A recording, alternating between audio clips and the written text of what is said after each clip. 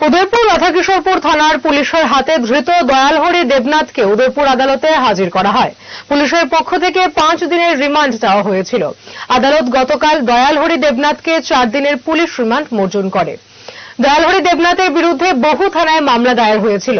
তার বিরুদ্ধে অভিযোগ, শাসক দলের নেতা মন্ত্রী বিধায়কদের বিরুদ্ধে নানা ধরনের মিথ্যা অভিযোগ ফেসবুক অ্যাকাউন্টে সে দিয়ে আসছিল।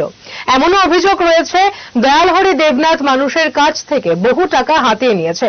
পুলিশ তদন্ত করছে। এদিকে গতকাল দয়ালহরির গ্রেপ্তারের খবর পেয়ে দলে দলে যুবকেরা রাধাকিশোরপুর থানায় এসে বিক্ষোভ প্রদর্শন শুরু করেছে।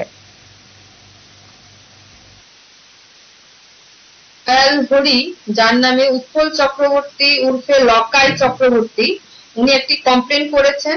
উনাকে, যেটাকে আমরা ডিজিটালি বলতে পারি, উনাকে বিভিন্ন ডিজিটাল সমাজ মাধ্যমে উনার নামে বিভিন্ন কুৎসা রটিয়ে উনার কাছ থেকে 5 লক্ষ টাকা দাবি করেছেন এবং উনার থেকে লাস্ট 16 তারিখে 50,000 টাকা অবধি নিয়েছেন।